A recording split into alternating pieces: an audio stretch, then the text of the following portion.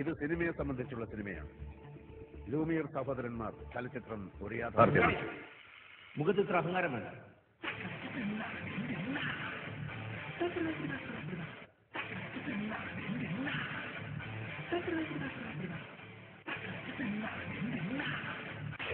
Ladies and gentlemen, when we have to having a ration card, that's why going to their passport. When we have a passport, that's why we are going to only America. Honestly, why we are going to America? Tell. You tell. Because America is our country.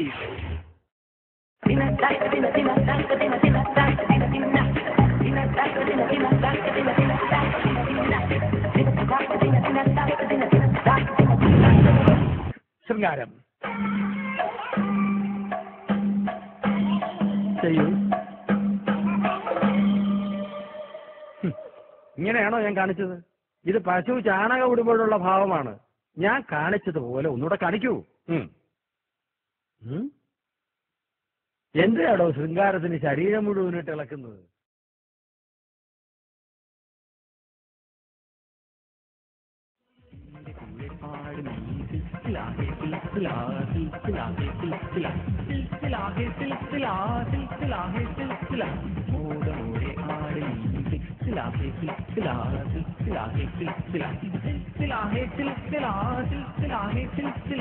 ആടിയും പാടിയും തീർത്ത പെണ്ണിന്റെ മനസ്സിനുള്ളിലെ ദുഃഖങ്ങൾ കുമിള പോലുള്ള ജീവിതത്തിൽ നിന്ന് സങ്കടപ്പെടുവാൻ നേരമില്ല. ആടിയും പാടിയും ആടിയും പാടിയും ആടിയും പാടിയും തീർത്ത പെണ്ണിന്റെ മനസ്സിനുള്ളിലെ ദുഃഖങ്ങൾ കുമിള പോലുള്ള ജീവിതത്തിൽ നിന്ന് സങ്കടപ്പെടുവാൻ നേരമില്ല. നിന്റെ കൂടെ പാടി നീ സിൽസിലാഹെ സിൽസിലാഹെ സിൽസിലാഹെ സിൽസിലാഹെ സിൽസിലാഹെ സിൽസില മോദമോടെ ആടി നീ സിൽസിലാഹെ സിൽസിലാഹെ സിൽസിലാഹെ സിൽസിലാഹെ സിൽസിലാഹെ സിൽസിലാഹെ സിൽസില. 5:30 മണിക്ക് എണീറ്റപ്പോ എന്റെ ഫോണിലൊരു Madras landline 23 miss call ഉണ്ട്. അപ്പൊ ഞാൻ അത്ര നേരത്തെ തിരിച്ചു വിളിക്കണ്ടെന്ന് വിചാരിച്ച് ഞാൻ വിളിച്ചില്ല. പിന്നെ ഒരു 6:30 6:15 ഒക്കെ ആയിരുന്നു. ഞാൻ ജിമ്മിലായിരുന്നപ്പോ വീണ്ടും അതേ നമ്പറിൽ ഒരു കോൾ വന്നു. ഞാൻ ഫോൺ എടുത്തത് പൃഥ്വിരാജാണോ 1 മിനിറ്റ് എന്ന് ചോദിച്ചിട്ട് നേരെ രജനി സാറിനാണ് ഫോൺ കൊടുത്തത്. എനിക്ക് ഇപ്പോഴും ഓർമ്മയുണ്ട്, ഓൾമോസ്റ്റ് ഒരു 45 മിനിറ്റ്, അത്രയും സംസാരിച്ചു, 45 മിനിറ്റ്. ആ സിനിമ കണ്ടിട്ട് ഇങ്ങനെ നമ്പർ കണ്ടുപിടിച്ച് ഒന്നാമത് ഞാൻ ഫോൺ എടുക്കാത്ത ആളാണ്. എന്റെ വീണ്ടും ട്രൈ ചെയ്ത് അതൊരു ഭയങ്കര ജസ്റ്ററായിട്ട് എനിക്ക് തോന്നി. ഞാൻ എന്റെ മനസ്സിൽ രജനീകാന്ത് എന്ന് പറയുന്ന നടനും വ്യക്തിയും അന്ന് ഒരുപാട് വലുതായി പോയി. നല്ല ഭക്ഷണം കഴിക്കുക പ്രതി. അതെ, എങ്ങനെയാ? നല്ല തീറ്റിക്കാരനാണോ? നല്ല തീറ്റിക്കാരനാണ്. അതുകൊണ്ടാണ് ഞാൻ ഈ വെളുപ്പിനെ പോയിട്ട് കഷ്ടപ്പെടേണ്ടി വരുന്നത്. അല്ലെങ്കിൽ ഇത്ര കഷ്ടപ്പെടേണ്ട കാര്യമൊന്നുമില്ല. എങ്ങനെ തിന്നു അറിഞ്ഞത് ലഞ്ചിനും ഡിന്നറിനും വേണ്ട വിഭവങ്ങൾ പ്രിന്റ് ചെയ്തത് ഞാൻ തരാം. ഇതല്ലാതെ ഉള്ളതാണ്. എഴുതിക്കോളൂ.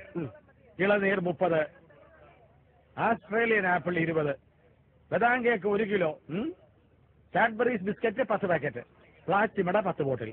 ഭാര്യ സുന്ദരിയായിരുന്നാൽ മാത്രം പോരാ, മറ്റേ യോഗ്യത കൂടി വേണമെന്നൊക്കെ പ്രതി പറഞ്ഞത് കേട്ടു. രാക്ഷസി ആയിരിക്കണം എന്നാണോ? രാക്ഷസി നല്ല ഉദ്ദേശിച്ചത്. അതായത് അത്യാവശ്യമൊക്കെ ഒരു സെൻസിബിൾ ഇന്റലിജന്റ് ആയിരുന്നു. വെച്ചാൽ ഞാൻ പറഞ്ഞ എന്ത് ചോദ്യം ചോദിച്ചാലും ഉടനെ എൻസൈക്ലോപീഡിയ പോലെ ഉത്തരം പറയണമെന്നല്ല. ഈ അത്യാവശ്യം ഒരു day to day common sense, ഒരു ഇന്റലിജൻസ്, സെൽഫ് റെസ്പെക്ട്, സാമൂഹ്യ ബോധമുള്ള ഒരു പെൺകുട്ടിയായിരിക്കണം. കൂട്ടത്തിലുള്ള പെൺപിള്ളേരെ സഹിക്കാൻ പാടാണ്. കുറച്ച് ബുദ്ധിമുട്ടാണ്. ഇംഗ്ലീഷ് സംസാരിക്കാനായ സൗത്ത് ഇന്ത്യൻ ഹീറോസ് മലയാള സിനിമയെ നിയന്ത്രിക്കുന്നതിൽ പ്രധാന ഘടകം മമ്മൂട്ടി മോഹൻലാൽ അല്ല.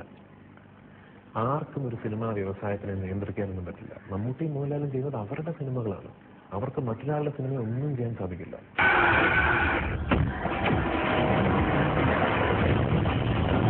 സ്കൂൾ കാലഘട്ടങ്ങളിൽ ഞാൻ എന്താ പറയാ, അങ്ങനെ ഒരു സിനിമ എന്നുള്ളതിൽ ഞാൻ ചിന്തിച്ചിട്ട് പോലുമില്ല. എന്റെ കുടുംബത്തിലെ ആൾക്കാർക്ക് ഞാൻ നല്ല IPS ഒക്കെ ആയിരുന്നില്ല അവസ്ഥ. IAS പരീക്ഷയുടെ തലേന്നാണ് എനിക്ക് ഫ്ലൂ പിടിപെട്ടത്. എന്റെ മോന്റെ IAS പോയെന്നും പറഞ്ഞ് എന്റെ പപ്പ പൊട്ടിക്കരഞ്ഞത് ഞാൻ ഇപ്പോഴും ഓർക്കുന്നു. 27 വയസ്സുകാരനായ ഞാൻ എന്നെ പറ്റി സംസാരിക്കാം. At the end of the day നിങ്ങളെല്ലാവരും നോക്കുമ്പോൾ ഞാനൊരു പയ്യനല്ലേ, അവന് എന്തെങ്കിലും കുഴപ്പം കാണിക്കുമായിരിക്കും. പക്ഷെ അവനെ നമ്മൾ അവന്റെ സിനിമകൾ, അവൻ കഷ്ടപ്പെടുന്നു, അവന്റെ ഹാർഡ് വർക്ക്, അവന്റെ വോളിയം ഓഫ് വർക്ക്, അവൻ ഒന്നുമില്ലെങ്കിലും ഒരു എന്താ പറയാ, നമ്മൾ കേരളത്തിലെ ഇത്രയും ഒരു കോമ്പറ്റീറ്റീവ് ആയിട്ടൊരു ഫീൽഡിൽ നിന്ന് തെന്നിന്ത്യയിൽ ഒരു വലിയ ഫിലിം മേക്കർ അയാളെ സെലക്ട് ചെയ്തൊരു സിനിമയിലിട്ടു. അപ്പൊ കുറച്ചൊക്കെ, ഒരുപാടൊന്നും വേണ്ട, കുറച്ചൊക്കെ എന്നെ ഓർത്ത് നിങ്ങൾക്കൊക്കെ അഭിമാനിച്ചാൽ എനിക്ക് വലിയ സന്തോഷം ഉണ്ടാവും. 20 വർഷങ്ങൾക്ക് ശേഷം ഇന്ത്യയിൽ ഒരു 3 ഭാഷകളിലെങ്കിലും വളരെ മുൻനിരയിൽ അറിയപ്പെടുന്ന ഒരു മലയാളി നടനായിരിക്കണം ഞാൻ. കാലിനടിയിൽ നിന്നും മണ്ണൊലിച്ചു പോകുന്ന അവൻ അറിയുന്നില്ല. കഴിഞ്ഞ ആഴ്ച ഇറങ്ങി അവന്റെ 2 പടവും പൊളിഞ്ഞു. എന്നിട്ടും തെമ്മാടിത്തത്തിന് ഒരു കുറവുമില്ല. അപ്പോൾ സരോജ് സാർ ഒന്ന് ഓഫ് ചെയ്യുമോ? ചുമ്മാ ഭക്ഷണത്തരങ്ങൾ കേട്ടോണ്ടിരിക്കുന്നു. ഇയാളുടെ സിനിമയേക്കാൾ രസം ഇതാ. ദേഷ്യം കളഞ്ഞിട്ട് ഇവിടെ ഇരുന്ന് കാണൂല. മോഹൻലാലോ ശ്രീനിവാസനോ ഒന്നും ഒരു കോമാളിത്തരം കാണിച്ചിട്ടില്ല. ദാസ ഐശ്വര്യത്തിന്റെ വിളിയാണെന്ന് പറഞ്ഞ് പശു കരയുമ്പോ നമുക്ക് ചിരി വരുന്ന അവര് മുഖത്തിൽ ഒന്നും കാണിക്കുന്നില്ല. പക്ഷെ സീനിന്റെ ഒരു തമാശ നമ്മൾ പൊട്ടിത്തിരിച്ചു പോവാണ്. പഴശ്ശിരാജ എന്ന് പറയുന്ന സിനിമ കൊട്ടാരക്കര ശ്രീധരൻ നായർ വർഷങ്ങൾക്ക് മുമ്പ് അവതരിപ്പിച്ച അതേ കഥാപാത്രമാണ്. ആ സിനിമയിൽ കുങ്കനായി അഭിനയിച്ചത് സാക്ഷാൽ സത്യനാണ്. ഇപ്പൊ തിരിഞ്ഞു നോക്കുമ്പോൾ അന്നത്തെ കാലത്തും അതുപോലെ കഥാപാത്രങ്ങൾ ഉണ്ടായിരുന്നു, ഇപ്പോഴും വരുന്നുണ്ട്, ഇനിയുള്ള കാലവും വരും എന്നല്ലേ വിചാരിക്കേണ്ടത്? അതാ കുഴപ്പം. അന്നത്തെ കാലത്ത് വന്ന അതേ കഥാപാത്രമല്ല ഇപ്പോഴും വന്നിരിക്കുന്നത്. എന്തുകൊണ്ട് ഇന്നത്തെ കാലഘട്ടത്തിൽ വേദികളുള്ള, ഇന്നത്തെ സമൂഹത്തിൽ നിന്നും പ്രതിധ്വനിക്കുന്ന, ഇന്നത്തെ സാമൂഹിക രാഷ്ട്രീയ നിലപാടുകൾ ഉൾക്കൊണ്ടുകൊണ്ട് പ്രമേയങ്ങളും കഥാപാത്രങ്ങളും സംഭവിക്കുന്നില്ല? പുതിയ മുഖമോ റോബിൻ ഹുഡോ അത്തരം ഒരു സിനിമയാണോ? അല്ല, അത്തരം സിനിമകളല്ല. പക്ഷേ പുതിയ മുഖവും റോബിൻ ഹുഡുമാണ് ഇന്ന് വിജയിക്കുന്നത്. നല്ല സിനിമകൾ ഇറങ്ങാത്തത് കൊണ്ടാണ് മിമിക്രി കണ്ട് അവർ കൈയടിക്കുന്നത്. അത് കണ്ട് നിങ്ങൾ തീരുമാനിക്കുന്നു നിലവാരം കുറഞ്ഞതേ അവർക്ക് വേണ്ടുവെന്ന്. ഇപ്പൊ ഞാൻ പറയട്ടെ പൃഥ്വി, ഇപ്പം മമ്മൂട്ടി മോഹൻലാലെ ബിഗ് വയ്ക്കാതെ പുറത്തിറങ്ങിയാൽ നമ്മുടെ പ്രേക്ഷകർ അംഗീകരിക്കില്ല എന്ന് പൃഥ്വി വിശ്വസിക്കുന്നുണ്ടോ? സംശയമുണ്ട് എനിക്ക്. ഇപ്പോ ലാലേട്ടനും മമ്മൂക്കയും അവരുടെ വാർദ്ധക്യം ഷോ ഓഫ് ചെയ്യാൻ തീരുമാനിച്ചാൽ നമ്മുടെ മലയാളിയുടെ സ്വഭാവം വെച്ച് അയ്യേ എന്ന് പറയായിരിക്കും കൂടുതൽ ആൾക്കാരും. രാജപ്പ വേണ്ട വേണ്ട. ഞാൻ വന്ന് സിനിമാ നടനായതിൽ പിന്നെ എന്റെ സ്വഭാവം മാറ്റണം, എന്റെ സംസാര രീതി മാറ്റണം, ആൾക്കാരോടുള്ള സമീപനം മാറ്റണം എന്നുള്ള പാഠങ്ങൾ ആവർത്തിച്ച് ഞാൻ ഇന്നും ഗുരുനാഥന്മാരെ കാണുന്ന ആൾക്കാർ പോലും എനിക്ക് പറഞ്ഞു തന്നുകൊണ്ടിരുന്നിട്ടും അത് ഞാൻ പഠിച്ചില്ല. ഞാൻ തന്നെ ആയിരുന്നു. അങ്ങനെ ഒരു അന്തർമുഖനായ പൃഥ്വിരാജ് പിന്നെ അഹങ്കാരിയായ പൃഥ്വിരാജ് പിന്നീട് അവൻ രക്ഷപ്പെടൂല്ലെന്നായി. ഇപ്പോ അവര് തന്നെ പറയുന്നു പൃഥ്വിരാജിനെ കണ്ടുപിടിക്കൂ, ആള് സംസാരിക്കുന്ന പോലെ സംസാരിക്കട്ടെ.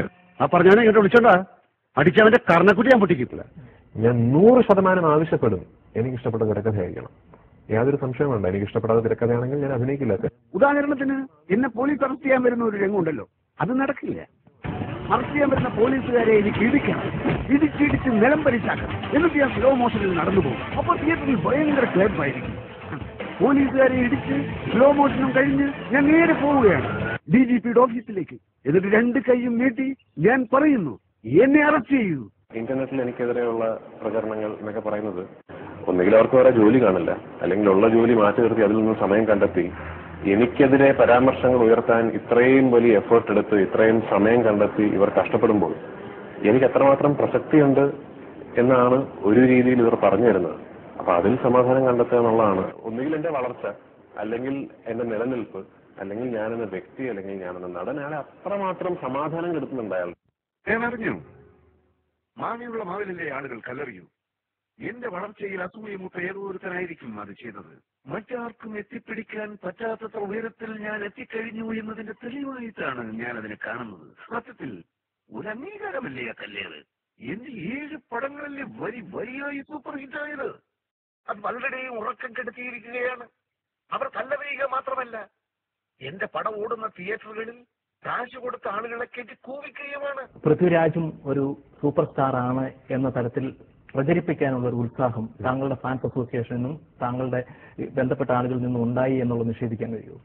എന്റെ ഫാൻസ് അസോസിയേഷൻ തീർച്ചയായിട്ടും അവർ പ്രചരിപ്പിക്കും. അവർക്ക് 2 മാധ്യമങ്ങൾ പൃഥ്വിരാജ് പുതിയ മുഖത്തിന് ശേഷം സൂപ്പർ സ്റ്റാർ ആയി എന്ന് എഴുതിയാൽ അവരത് ഏറ്റുപിടിക്കുമെന്നുള്ളതിന് യാതൊരു സംശയമില്ല. അവരെന്നെ സ്നേഹിക്കുന്ന, എന്റെ സിനിമകൾ പ്രോത്സാഹിപ്പിക്കുന്ന, ഞാനെന്ന് പറയുന്ന നടന്റെ വളർച്ച ഒരുപാട് ആഗ്രഹിക്കുന്നു. എന്തോ ചെയ്യുമെന്ന് പറ. ആരാധകർ നാറുകൾ ഈ ഹൈദരാബാദിൽ വെച്ചുള്ള സ്വയം തരില്ലെന്ന് വെച്ചാൽ ആരാധകർ വെട്ടുകിളികളെ പോലെയാണ്. ശല്യം ചെയ്ത് തുടങ്ങുമ്പോ തന്നെ ഓടിച്ചില്ലെങ്കിൽ നമ്മുടെ കൃഷി അപ്പാടെ നശിപ്പിച്ചു കളയും. പാറശാല മുതൽ കാസർഗോഡ് വരെ പടത്തിന്റെ ഒരു 50 ഫ്ലക്സ് വെക്കണം. അതിൽ ഞാൻ മാത്രമേ പാടുള്ളൂ. എന്റെ തല എന്റെ ഫുൾ ഫിഗർ, എന്റെ തല എന്റെ ഫുൾ ഫിഗർ, അങ്ങനെ എന്നെ താരം വിളിച്ചു തുടങ്ങുന്ന സൂപ്പർ താരം, ഞാൻ സൂപ്പർ സ്റ്റാർ എന്നൊക്കെ വിളിക്കുമ്പോൾ ഏറ്റവും പ്രധാനമായിട്ട് ആ നടൻ മനസ്സിലാക്കേണ്ട കാര്യം, ഞാൻ മനസ്സിലാക്കേണ്ട കാര്യം, ഇതൊന്നും ഞാൻ കഷ്ടപ്പെട്ടുണ്ടാക്കിയൊന്നുമല്ല. അത് ഒരു സ്നേഹത്തിന്റെ പുറത്തൊക്കെ ആൾക്കാർ എനിക്ക് തരുന്നതാണ്. സൂപ്പർ സ്റ്റാർ, മെഗാ സ്റ്റാർ, മറ്റേ സ്റ്റാർ എന്നൊക്കെ പറയുന്നത് എനിക്ക് യാതൊരു, to be very frank, I'm being really frank here, എനിക്ക് അതിനെപ്പറ്റി ഒരു താല്പര്യവുമില്ല. ഇതുപോലുള്ള കാട്ടുകള്ളന്മാരുടെ കയ്യിലാണ് ഇപ്പൊ മലയാള സിനിമ കിട്ടിയ ചിപ്പി.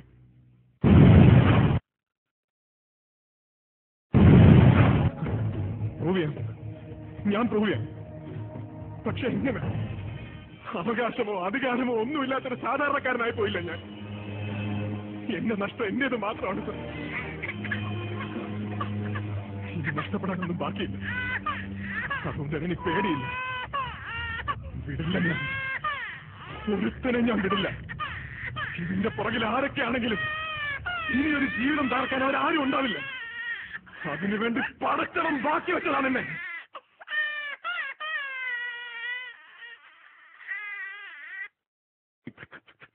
ഇങ്ങനെ കാണിക്കുന്നതാണോ ദുഃഖം? അങ്ങനെയൊന്നും ഞാൻ കാണിച്ചിട്ടില്ല. കാണിച്ചു. അങ്ങനെ കാണിച്ചത് കൊണ്ടാണ് ആ പടത്തിൽ 5-6 സീൻ ഉണ്ടായിരുന്നത് ഡയറക്ടർ വെട്ടി. ഇതാണ് ആക്ടിങ്. ചുമ്മാ മസിലും പരിപ്പിച്ചുകൊണ്ട് നടന്നാൽ പോരാ. Acting common face. അതിന് മുഖത്ത് വരണം. എക്സ്പ്രഷൻ കണ്ടോ? ഞാൻ പിച്ച വെച്ച് തുടങ്ങിയിട്ടല്ലേ ഉള്ളൂ ഏട്ടാ. ഏട്ടന്റെ എത്ര ആകുമ്പോ ഞാൻ ഓസ്കാർ വാങ്ങിക്കും. ഓസ്കാർ. ഒത്തിരി സഹിച്ചാണ് ഞാൻ. ഇനി വയ്യ. ഈ സിനിമയെ നശിപ്പിക്കാൻ ശ്രമിച്ചാൽ നിന്നെ കത്തിച്ചു കളയും. നിന്നെ പോലുള്ള വിവരദോഷികളും അല്പന്മാരുമാണ് മലയാള സിനിമയുടെ യഥാർത്ഥ പ്രതിസന്ധി. ഒട്ടനേകം പേരുടെ ചോരയിലും കണ്ണീരിലും വിയർപ്പിലും കെട്ടിപ്പടുത്തതാണടാ സിനിമ. അത് നശിപ്പിക്കാൻ നോക്കിയാൽ സമ്മതിക്കില്ല.